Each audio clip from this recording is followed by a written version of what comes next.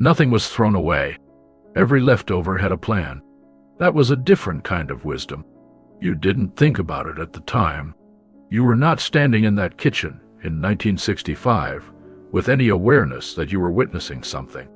You were just hungry, or curious, or bored, or looking for something cold to drink on a hot afternoon. You opened the door the way you opened it every day, without ceremony, without thought, and the cool air came out to meet you, and the yellow light fell across your hand. And you looked at the shelves, the way you looked at something so familiar, it had become invisible. You did not know then that you were memorizing it. You did not know that 50 years later, you would be able to close your eyes and see every single item on every single shelf in its exact position, in that exact light. You did not know that the refrigerator in your mother's kitchen was one of the most important rooms you would ever stand in. The refrigerator in a 1960s home was not simply an appliance. That is the first thing to understand, and perhaps the most important. It was a document. It was a portrait. If you knew how to read it, and most people who grew up in those households knew how to read it without ever being taught, it told you everything about the woman who ran that kitchen. It told you what the week had looked like, and what the week ahead was going to require. It told you whether company was expected on Sunday, whether the budget was tight this particular month, whether there had been a good sale on chicken at the A&P. It told you, in the precise language of glass dishes and wax paper and carefully saved containers, what this family valued and what this family could not bring itself to waste. Every shelf had its logic. Every item had its designated place, assigned not by any written rule, but by years of practice, by the accumulated intelligence of a woman who had learned from her own mother how to make a household run on almost nothing and make it look like plenty. And the woman who had arranged those shelves, your mother, your grandmother, a neighbor whose kitchen you wandered into on a summer afternoon, because the back door was always open. She could have told you, without looking, exactly what was inside. She carried the inventory in her head the way other people carry phone numbers or song lyrics. She knew which dish needed to be eaten first, which container held the last of the pot roast, whether there was enough milk for breakfast, or whether someone needed to stop at the store on the way home. This was not magic. It was not even remarkable to her. It was simply the work of running a family, conducted quietly and without applause, every single day. Do you remember the sound it made when you opened it? Not the refrigerators of today, which open with a smooth, indifferent whisper. The refrigerators of the 1960s had a sound that was entirely their own. There was the slight resistance first. The door required a little pull, a small intention. And then that soft, specific release, almost a sigh, as the magnetic seal broke and the cold air came spilling out across the linoleum floor. It was not a loud sound. It was not dramatic, but it was completely distinct. And once you had grown up hearing it, you could identify it from anywhere in the house. From the living room, with the television on, from the upstairs hallway, from the backyard, through an open window. You knew that sound the way you knew your own name, the way you knew the particular squeak of a certain stair, the way you knew the sound of your father's car pulling into the driveway. It was part of the acoustics of home. The refrigerators themselves were remarkable machines. And this is something that the passage of time has caused most people to forget entirely. The Frigidaire, with its chrome handle, smooth and cool under the palm, solid in a way that modern handles never quite managed to feel.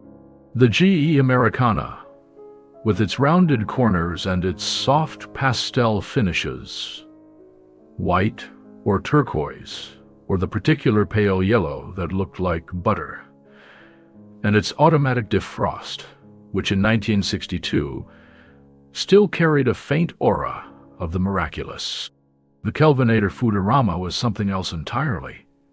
It opened like a book, the refrigerator section on one side and the freezer on the other, and a mother who received one as a gift, or who finally saved enough to buy one, felt, when she opened both doors simultaneously and surveyed the interior, that she had genuinely arrived somewhere. The cold spot from Sears, ordered from the catalog and delivered to the house. The Admiral, the Norge. These were not interchangeable objects. They had personalities. They had reputations that were discussed among neighbors the way cars were discussed among men. And they hummed. All of them hummed. A low, constant, deeply domestic sound that was the white noise of childhood, so omnipresent that you only noticed it when it stopped. And when it stopped, you felt, for just a moment, an inexplicable unease, as though something important had gone quiet. The light inside was yellow. This is the detail that people who lived through that era remember with a consistency that suggests it struck something deep.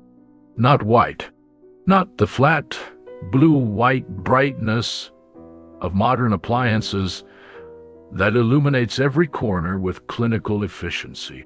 Yellow, Dr. Bay, Pandun, and Pau, and She, Pride, Curry, Day, and Zinged, Otral, Warm. Dot. The light inside a 1960s refrigerator was the color of a lamp left on in a room where someone you loved was reading, and it fell across the glass shelves and the covered dishes and the pitcher of iced tea with a gentleness that made everything inside look, somehow, like it mattered. When you opened the door after school and stood there with the cool air washing over your face and your shins, that yellow light fell across your hands and lit the interior the way good light always illuminates the things worth seeing. The butter dish glowed.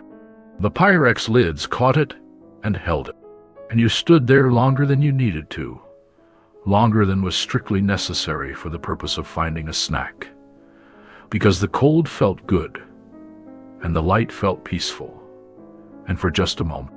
In that particular combination of cool air and yellow warmth, nothing was required of you at all.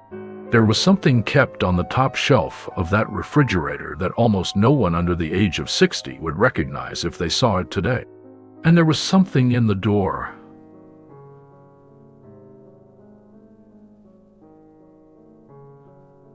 Something that occupied the same spot, week after week, year after week, year after year, in nearly every American household, that was almost never fully used and almost never thrown away. We will come back to both of those things, because they say something important about the people who kept them. But first, because memory works the way it works, let us begin where it always begins, with the smell. The smell of a 1960s refrigerator was a compound thing, layered and specific, and it is one of those smells that exists now only in memory. The first thing you registered, always, was the cold itself. That clean, neutral chill that had no odor of its own but sharpened every odor that existed within it. The way silence makes the sounds that exist within it more distinct. And within that cold, there was wax paper, which was used for everything in the 1960s kitchen.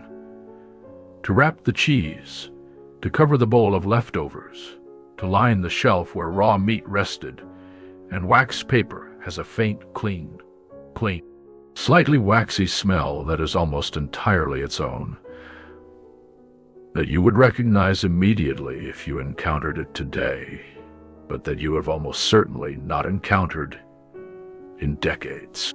There was butter in a covered dish, real butter, slightly softened from being on the upper shelf, and the smell of real butter in a cold space is something between cream and something older, something closer to a pasture than a grocery store. There was the faint, precise sweetness of Jell-O setting somewhere on the lower shelves, that particular artificial fruitiness that was so much a part of the era that it functioned almost as a signature. There was the grassy, cool smell of iceberg lettuce wrapped in a damp cloth. And underneath all of it, threading through everything else, was something that cannot quite be named. The collective olfactory memory of meals already eaten and meals not yet made, of food in various states of preparation and storage, each dish contributing something to the whole, the smell of a refrigerator that was actively, purposefully used by someone who knew exactly what she was doing with everything inside it. You probably haven't thought about that smell in 50 years, but it is still there, in the part of your mind where the real memories live, waiting for the right moment to return. The shelves themselves were made of glass. Thick, heavy, satisfying glass, not the wire racks or the plastic shelving of later decades, but actual glass, through which you could see everything below without crouching or rearranging. They were cool to the touch in a way that was slightly startling when you set your hand on one by accident, reaching for something at the back, a cold that went from the surface of the glass directly into your palm, in a way that was immediate and slightly bracing and somehow pleasant. The glass shelves had a weight and a solidity that communicated something about the era's relationship with domestic objects. Things were made to last, to be substantial, to feel in your hands like they were worth the money spent on them. And they were transparent, which meant that on a 1960s refrigerator, nothing could hide. Every dish was visible. Every container was accounted for. The organization of those shelves was not a matter of aesthetics, though it was often, incidentally, quite beautiful. The arrangement of covered glass dishes in their pale colors, but of pure, practical intelligence. The top shelf was where the dairy lived in most households, because the top shelf of a 1960s refrigerator was the warmest section, and dairy, butter, cream, soft cheeses benefited from not being stored at the most extreme cold. The butter dish was usually glass with a glass lid that fitted exactly, a specific and satisfying fit that you noticed every time you removed it. In households watching the budget that week, there might be half and half rather than cream, covered with a small plate, or a square of wax paper held in place with a rubber band. The rubber band around the wax paper on the pitcher of cream was such a universal detail of the 1960s refrigerator that it amounts to an icon. That small, practical solution to the problem of keeping a covering in place, arrived at by millions of women independently and requiring no instruction whatsoever. The egg sometimes lived on the top shelf, in a bowl or a small dish, though many women kept them on the counter, as their own mothers had done before refrigeration was universal. Because a room temperature egg was a better egg for baking, and everyone who had baked seriously for any length of time understood this. The cheese was wrapped in wax paper, always wax paper, because wax paper breathed in the way plastic wrap did not, and a cheese wrapped in wax paper lasted longer and tasted better than a cheese wrapped in anything else. And the women who knew this had learned it not from any published source, but from watching their mothers do the same thing. Somewhere on that top shelf, in a great many American households of the 1960s, there was a small container, a ceramic crock with a lid, or a glass jar with a lid that screwed on firmly, that held bacon fat. It was not labeled, because it did not need to be.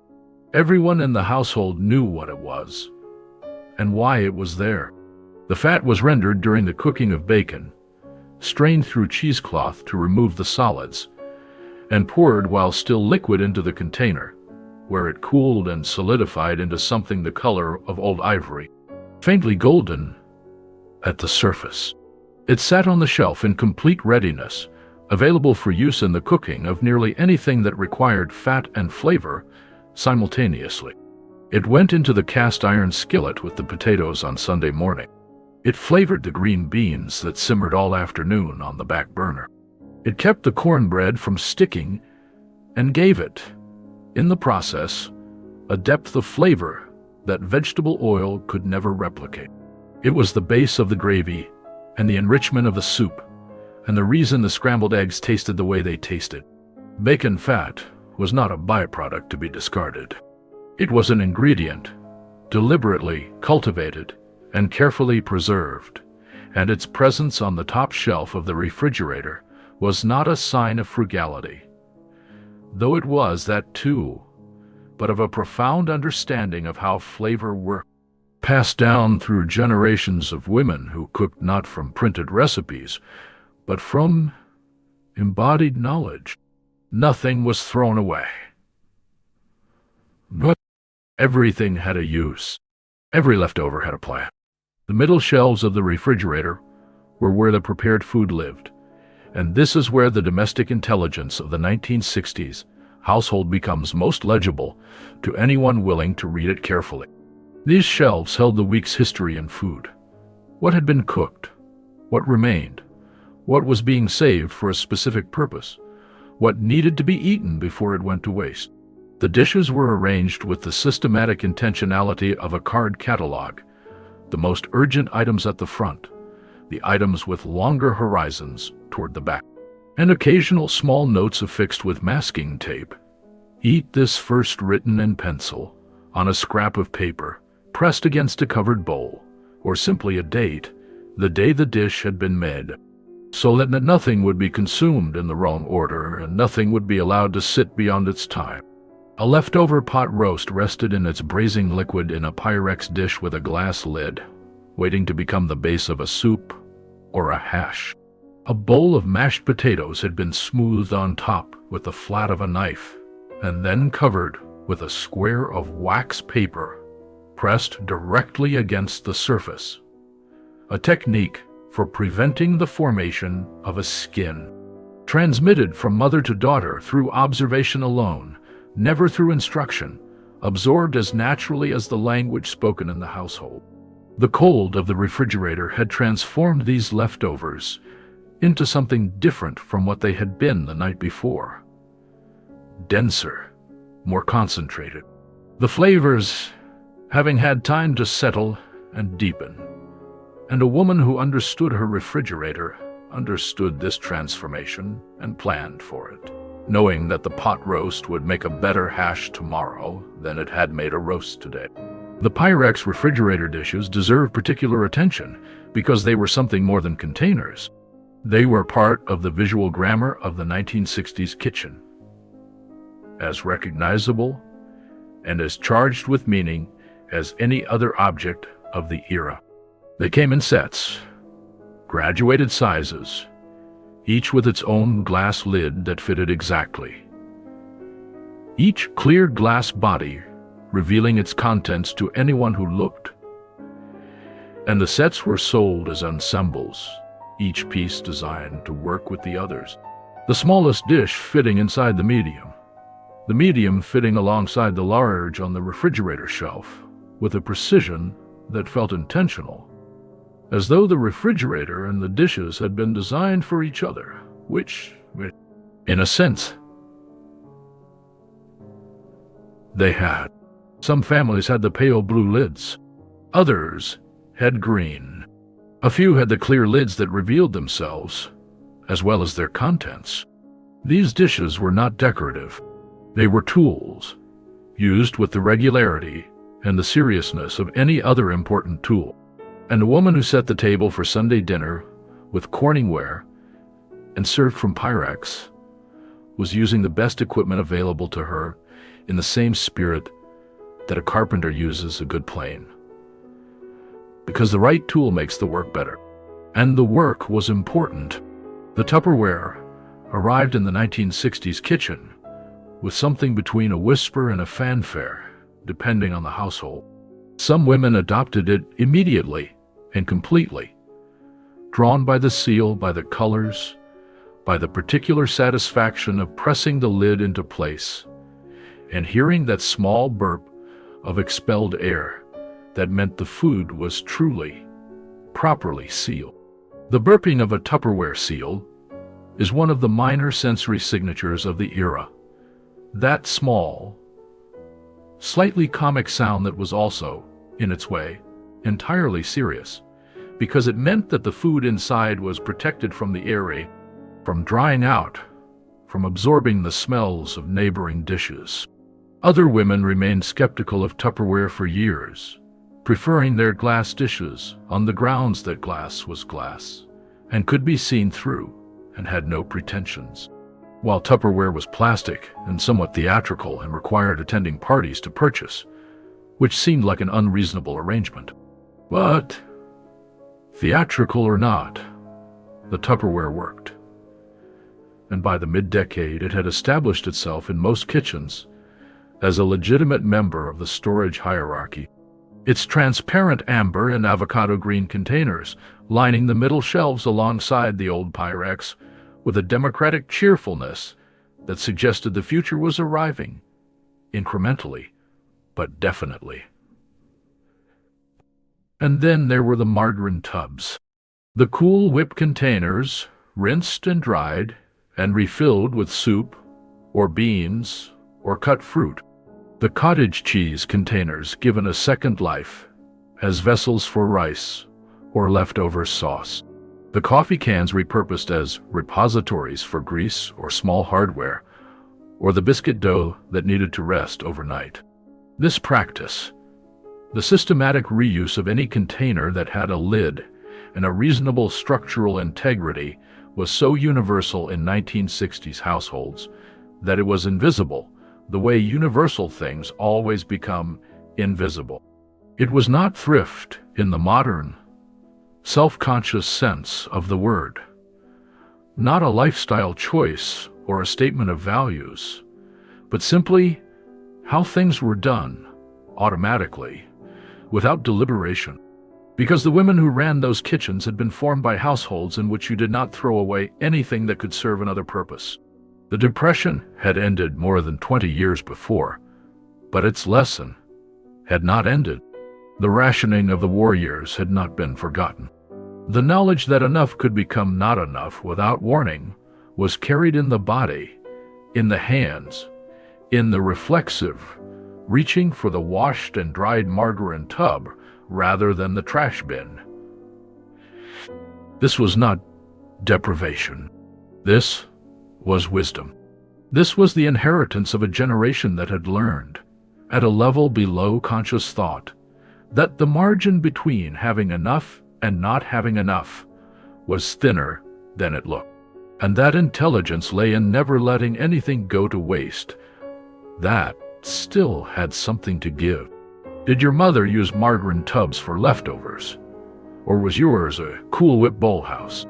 Maybe she used both, rotating between them according to some logic known only to herself. Maybe she had a particular preference for the large cottage cheese containers, because they were exactly the right size for the amount of soup she typically had left over. The specific containers changed from household to household, from region to region, from brand to brand, depending on what was available at the local store. But the practice itself was nearly universal. What was stored in the containers was different. The impulse to store was not. The lower shelves held the things that required the most cold, the raw meat, primarily. And it was handled with a care that was partly instinctive and partly the product of the home economics education that most women of the era had received. In school or through the USDA pamphlets that arrived through the mail or through the pages of Good Housekeeping, which treated the safe storage of food as seriously as it treated any other aspect of domestic management. Raw meat on the bottom shelf always, never above other food, never in a position where its juices could reach anything else. If it had come from a butcher, and in the early years of the decade, many families still had a butcher, a specific man at a specific shop who knew your name and your preferences, and who would set aside a good cut if he knew you were likely to come in on Friday. It arrived wrapped in white butcher paper, tied with string. The name of the cut, sometimes written on the outside, in the butcher's hand.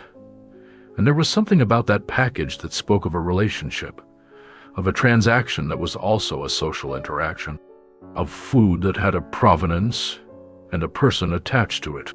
By the mid-decade, the supermarket had largely displaced the butcher, and the meat came in styrofoam trays, sealed with clear plastic wrap, which was a genuine convenience and a mild loss simultaneously. The loss being not the butcher's specific skill, but the relationship. The knowledge of where the food had come from and who had prepared it for it. The brown paper package from the butcher had a kind of gravity. The styrofoam tray was lighter in every sense. Beside the raw meat, vegetables, but not simply placed in the crisper drawer and forgotten. Prepared vegetables, in many households, carrots and celery washed and cut and placed in a bowl of cold water to stay crisp, ready to be pulled out for the children as an after-school snack or arranged on a plate with a small cup of Miracle Whip for company. The head of iceberg lettuce, wrapped in a damp cloth, because this kept it crisper longer than any other method available in 1965. The tomatoes, though, the tomatoes were often left on the counter, because every experienced cook knew that a refrigerated tomato lost something essential, some quality of flavor or texture that could not be recovered once the cold had touched it. And this knowledge was not derived from any scientific source, but from simple observation repeated over many seasons. The corn had to be eaten the day it was picked, and everyone knew this too. Knew it the way they knew things that were simply true, and had always been true, and did not require explanation. The refrigerator's reach into the vegetable world had its limits, and the women who stocked it understood those limits intuitively. The crisper drawers at the bottom of the refrigerator had a smell of their own, distinct from the smell of the shelves above. Slightly earthier, slightly sweeter. The specific smell of vegetables in cold storage, of something recently grown and not yet used, of green things interrupted mid-process and held in suspension. It is a smell that no modern refrigerator quite replicates, possibly because the frost-free technology that became standard in later decades created a drear environment that stripped moisture from vegetables and from the air around them, or possibly because the vegetables themselves were different. Grown in local soil, sold within a shorter distance of where they had been harvested, carrying more of the particular character of their origin. But in a well-run 1960s kitchen, the crisper drawer smelled of a garden, even in households that had no garden, even in apartments in cities where the nearest soil was a park 10 blocks away. It smelled of something living that had been temporarily interrupted, waiting to be used, waiting to become part of the meal that was already being planned. Now, the refrigerator door was a different world from the shelves. Smaller, more intimate, governed by a different organizational logic. The compartments were fixed and specific. The butter keeper at the top, designed to hold butter at a temperature slightly warmer than the rest of the refrigerator so that it remained spreadable. A small mercy for anyone who had ever tried to spread refrigerator cold butter on a piece of Wonder bread and watch the bread tear. The egg keeper in some models, a row of small circular indentations that held each egg in its own space. Though, as we've said, many women ignored this feature entirely and kept their eggs elsewhere or not in the refrigerator at all. The bottle holders at the bottom, circular and fixed, sized for the standard glass bottles of the era. And between these fixed elements, a series of smaller shelves where the condiments lived. The jars and bottles and cans that were opened regularly, used in small quantities, and replaced only when they were genuinely empty, which could take a long time. The ketchup was Heinz in most American households, in the glass bottle with the distinctive shape that required you to hold it upside down and wait, or to insert a butter knife into the neck and agitate it gently, coaxing the cold. viscous contents toward the opening.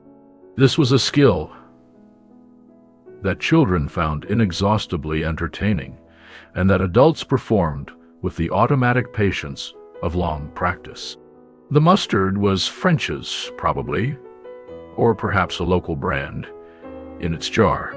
The relish, the Worcestershire sauce, used sparingly. Its bottle perpetually half full, the cap perpetually slightly sticky, in the way that condiment caps always become slightly sticky, and that no amount of wiping entirely resolves. And then, almost always in nearly every American refrigerator door in the 1960s, the Hershey's syrup can. Not a bottle, not a squeeze tube, not a pump dispenser. A can. A squat, cylindrical can, dark brown, with the Hershey's name in the script that had not changed in decades and would not change for decades more, and 2 holes punched in the top, one for pouring and one for air, without which the syrup would not pour at all. The same 2-hole system used for canned juice and evaporated milk, and everything else that came in a can and needed to be poured. Can sat in the door of the refrigerator, with the permanence of something that had always been there and would always be there, as reliable and as expected as the ketchup and the mustard. You knew how it poured. Slowly at first, because the cold thickened it into something almost solid, and then gradually faster, the thin dark stream beginning to flow as the air pressure equalized through the second hole, and the stream reaching the glass of cold milk you were holding beneath it, with a sound that was particular to that moment, and no other. You knew the smell of it, that deep, slightly metallic dark chocolate sweetness, the metallic note coming from the can itself, an entirely specific olfactory compound that exists nowhere else and cannot be replicated by any syrup that comes in a bottle or a squeeze tube. That smell, that exact smell. Do you remember it? But the door held a mystery, and here is where we must return to what we promised earlier. In nearly every American refrigerator of the 1960s, there was one item in the door that was almost never fully used. Its specific identity varied by household, by region, by the particular cooking ambitions of the woman who had purchased it, but its function was universal.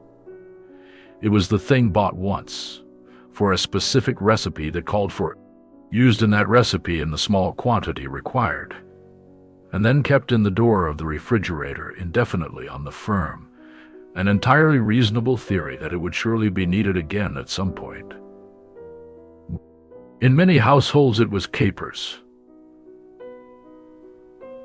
a small jar of them, purchased for a chicken piccata, or a smoked salmon presentation for a dinner party, used in the quantity of perhaps a tablespoon, and then sealed and returned to the door where it would remain, undisturbed, for the better part of a year.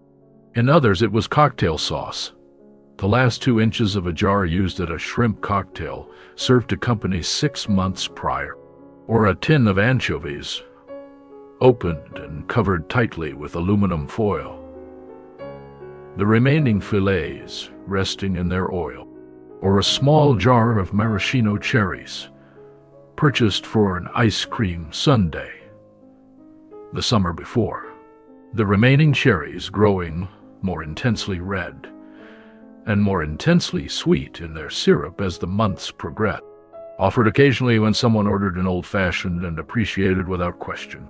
These items were not forgotten. They were not oversights. They were simply waiting, in the understanding that nothing was thrown away before its time, and that the time for capers or cocktail sauce or maraschino cherries would come again, even if it had not yet arrived. This was patience expressed as domestic economy, and it was a kind of faith.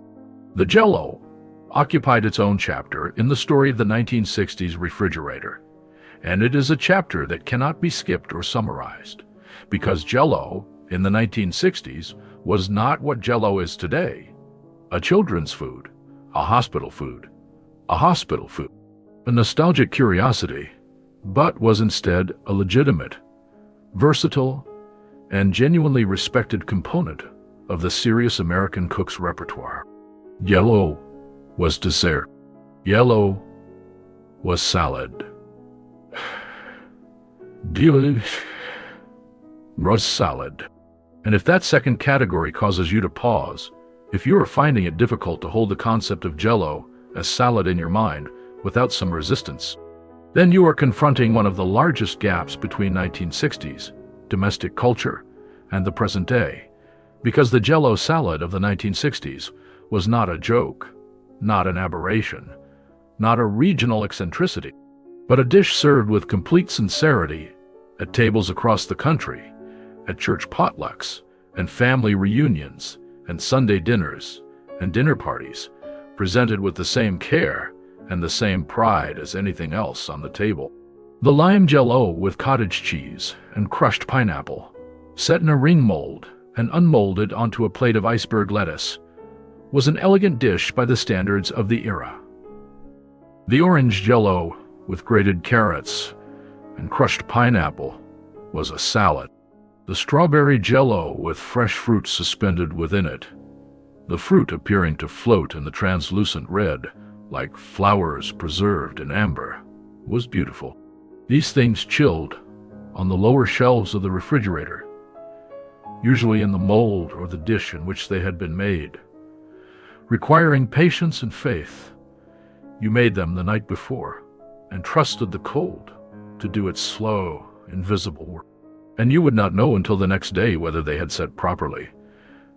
And this uncertainty was one of the small domestic dramas of the era, resolved each time with either relief or the quiet problem-solving that was second nature to anyone who had been cooking seriously for more than a few years.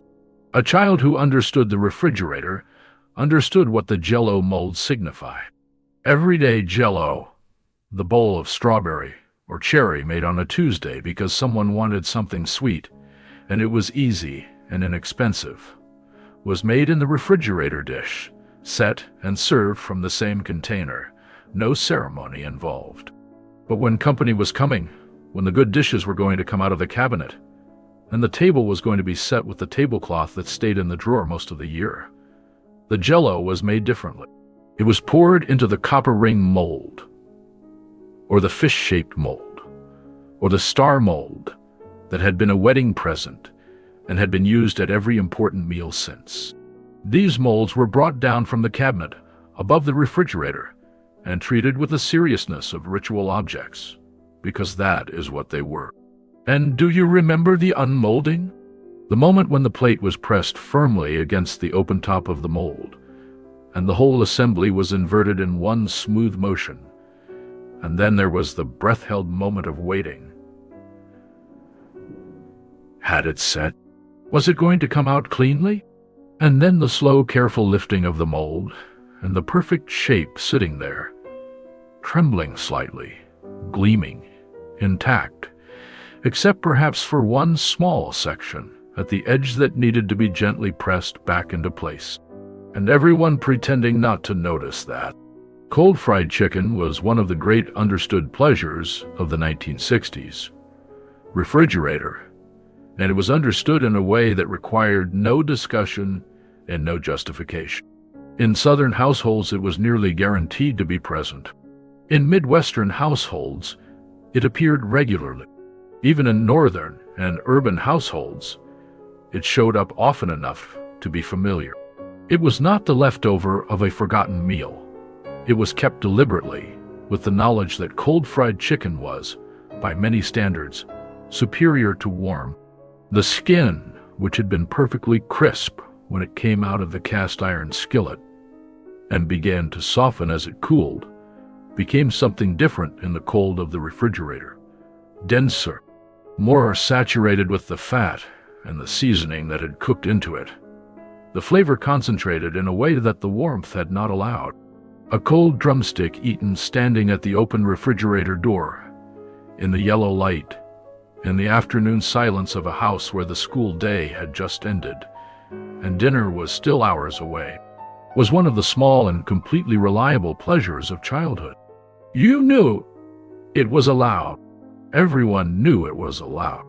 Your mother knew you were doing it and raised no objection, because the chicken had been made partly for exactly this purpose, for exactly this kind of grazing in the gap between meals, and the refrigerator's unspoken economy permitted it without requiring anyone to say so out loud. Your mother's hands. Let us stop here for a moment, because this is what the memory always comes back to, eventually. You probably have not thought specifically about her hands in a long time, about the particular way they moved through the refrigerator, confident and without hesitation. The way they reached past 3 or 4 dishes to extract exactly the one she wanted without disturbing anything else. The way she could assess by touch alone whether a dish had been in the refrigerator long enough, whether the Jell-O had set, whether the pot roast had cooled sufficiently to be covered. She rearranged the shelves every time she came back from the grocery store. And this rearrangement was not random. She brought older items forward and pushed newer purchases to the back, in the rotation that every careful household manager practiced, and that most women of the era had learned from watching their own mothers perform the same motion. This was not a small thing. This rotation was the difference between a household in which food was occasionally found forgotten at the back of the shelf, gone to waste, and a household in which nothing was forgotten and nothing was wasted. She knew, without consulting any list, without opening any notebook, exactly what was in the refrigerator, on every shelf, in every container. She knew which dish had been there 3 days, and which had been there since Tuesday, and which had just arrived that afternoon, still warm from the stove. She carried this inventory continuously, updating it in real time, cross-referencing it with the pantry and the freezer and the family's schedule for the week and the approximate cost of replacing anything that spoiled. This was an extraordinary cognitive achievement. It was not treated as one. It was simply what was required of a woman who ran a household, performed quietly and invisibly, and without recognition, like everything else. Now we can speak about the coldest shelf. We mentioned at the beginning that the coldest shelf in the refrigerator was reserved for something specific, and that it wasn't leftovers. Here's what it was. In most 1960s refrigerators, the bottom shelf, positioned closest to the freezer compartment in top freezer models, or to the cooling element in other configurations, was the coldest point in the main compartment. And in the great majority of well-run households, this shelf was reserved for raw meat, always.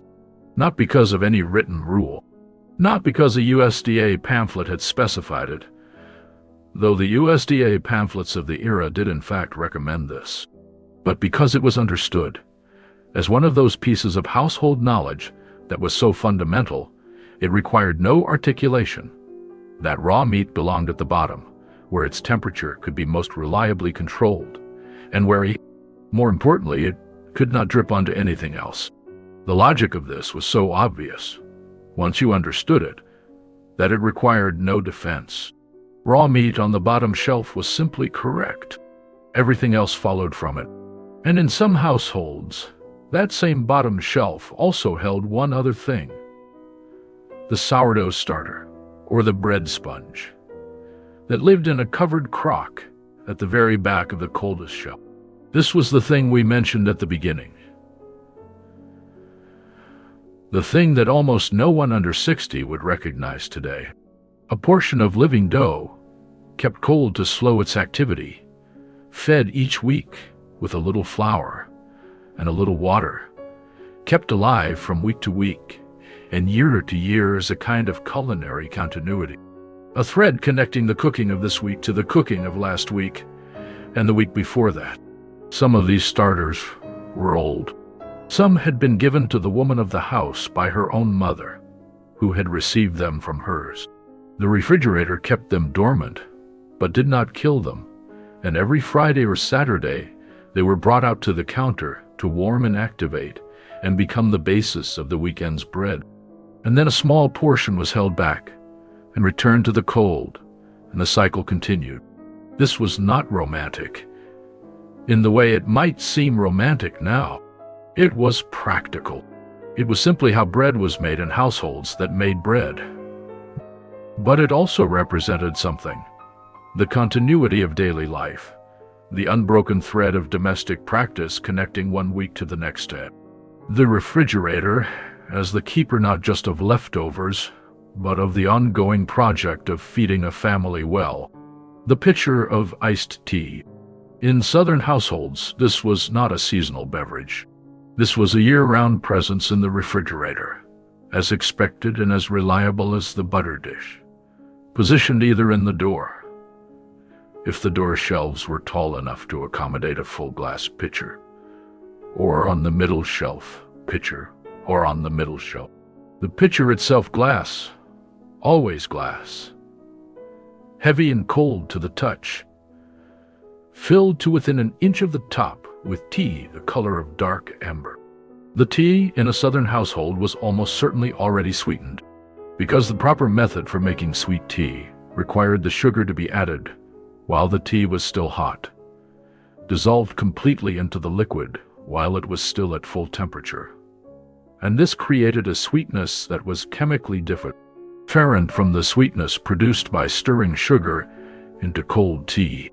You could taste the difference. Any Southerner could taste the difference. And this knowledge was not written down anywhere in the family's records. It was not a recipe that had been copied out and preserved. It was simply known.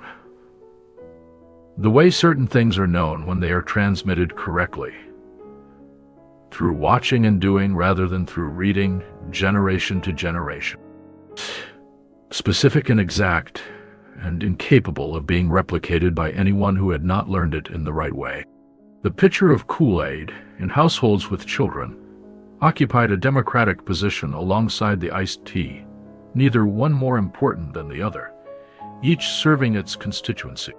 The Kool-Aid packets of the 1960s, small paper envelopes of colored powder, a few cents each, requiring a cup of sugar and 2 quarts of water, produced something that tasted nothing like any fruit that actually existed in nature and tasted exactly like itself, like Kool-Aid, which was its own flavor category, distinct and irreplaceable.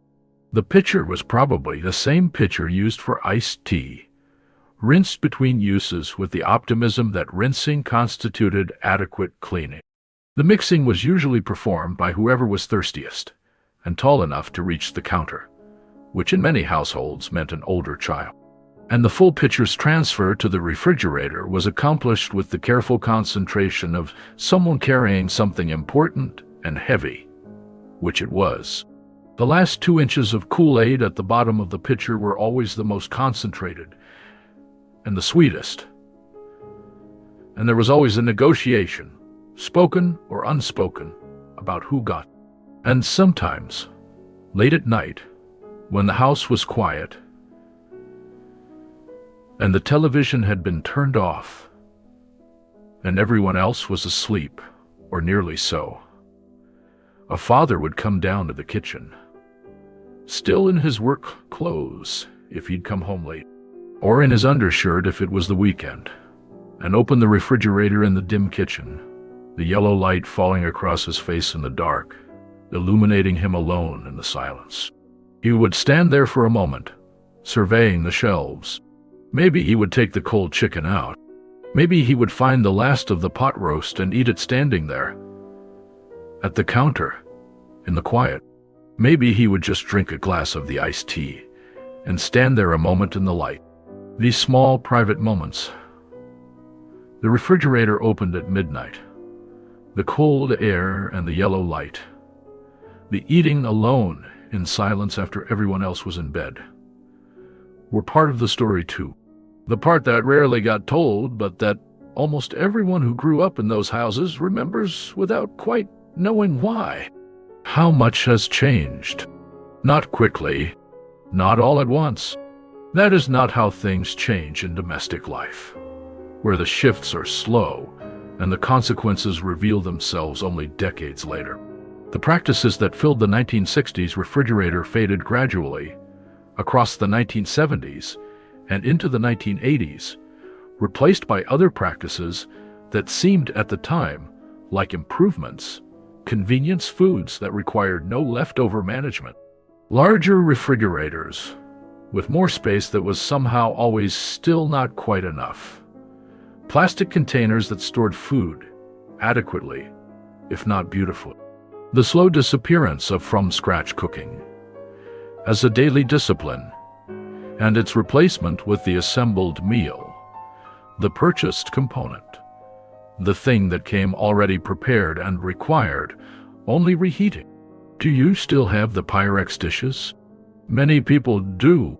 They appear at estate sales and at thrift stores. Those pale green and blue glass dishes with their glass lids, and they are recognized by people of a certain age with a feeling that is difficult to name precisely, not quite grief, not quite joy, something in between. People buy them because they are genuinely good kitchen tools, which they are, or because they are beautiful in their particular mid-century way, which they also are. But the lids are often missing, separated from their dishes by decades of kitchen reorganization and household moves. The sets have been broken up, a whole family's refrigerator. The dishes that held a particular household's entire cooked history for decades, each one used and washed and used again hundreds of times, dispersed now. The individual dishes separated from their lids and from each other, ending up in different cities, different households, recognized by people who once used them without knowing they would one day feel something complicated about finding them in a thrift store bin.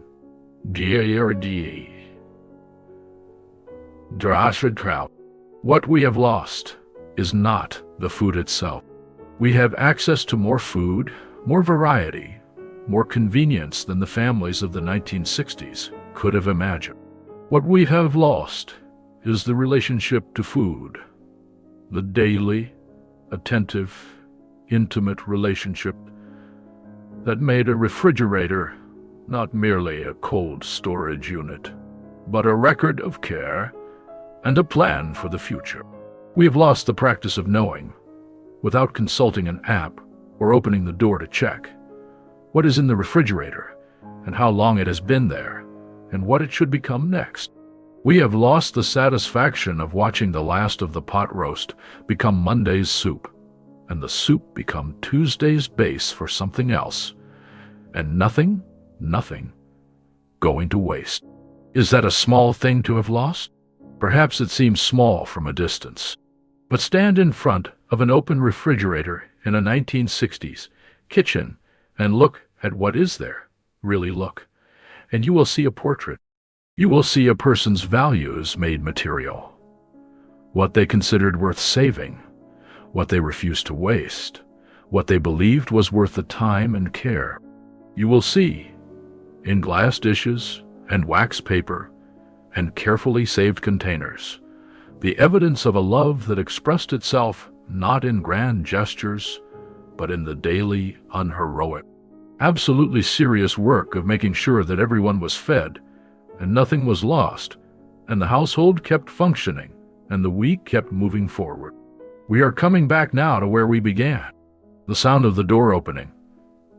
That specific sound, that small sigh of the seal releasing, the yellow light falling across the glass shelves, the smell, wax paper and real butter, and the faint sweetness of something setting on the lower shelf, the cold against your hand when you reach too far back and brush the glass, your mother's hand reaching past you for the pitcher of iced tea, asking without turning around whether you'd had a good day at school, already knowing from the sound of your footsteps when you came through the back door whether the answer was yes or no.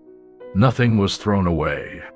You understood this, not as a rule that had been explained to you, but as a condition of the world, as fundamental and as unquestionable as the fact that you went to school on weekdays, and the good dishes only came out for company, and certain chairs at the kitchen table belonged to certain people, and those chairs were not available to no one else. The half-covered bowl of green beans at the back of the middle shelf was not an oversight. It was a promise. Someone will use this. Someone will eat this. This is not the end of this food. This is tomorrow. Nothing was thrown away. Every leftover had a plan. That was a different kind of wisdom. And some part of you, the part that has been carrying this memory for 50 years without knowing it was there, understands now that it was not a small thing, that the yellow light and the cold air and the glass shelves and your mother's hands moving through them with such certainty were not small things, that the bacon fat tin and the wax paper and the Jell-O setting on the lower shelf were not small things. That all of it, the whole daily, careful, unsung practice of it, was, in its quiet and unspoken way, an act of love that lasted all week long, and that the refrigerator door, when it opened, was not just a door but a window into everything that mattered.